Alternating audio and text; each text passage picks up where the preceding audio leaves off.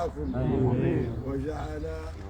وجعلكم فيه تلك البؤرة الطيبة التي يرضاها المولى عز وجل لأحبابه. فأنتم أحباب الله تجمعكم المحبة والمودة والاحترام والتقدير، وتلك هي التربية التي تربيتم بها، وهي تربية الزوايا. الزوايا ما أسست في الإسلام إلا لإصلاح المجتمع،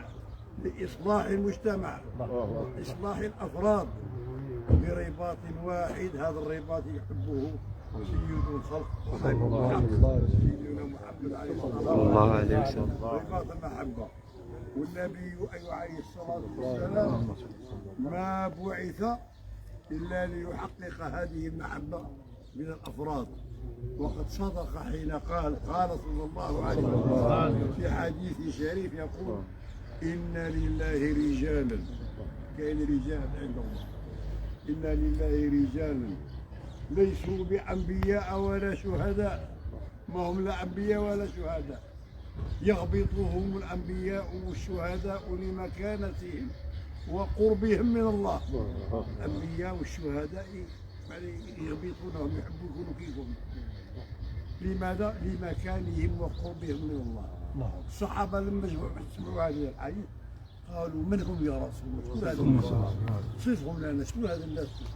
قال: إنهم قوم تحابوا بروح الله فيما بينهم، لا لدنيا ولا لأموال يتعاطونها، لا لدنيا ولا لأموال يتعاطونها. أولئك لا يخافون إذا خاف الناس، ولا يفزعون إذا فزع الناس، والله إنهم لنور وإنهم لعلى نور.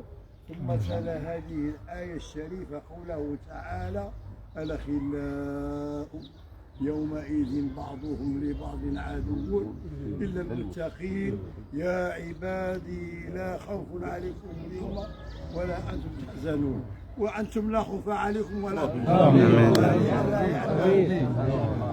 يا ربي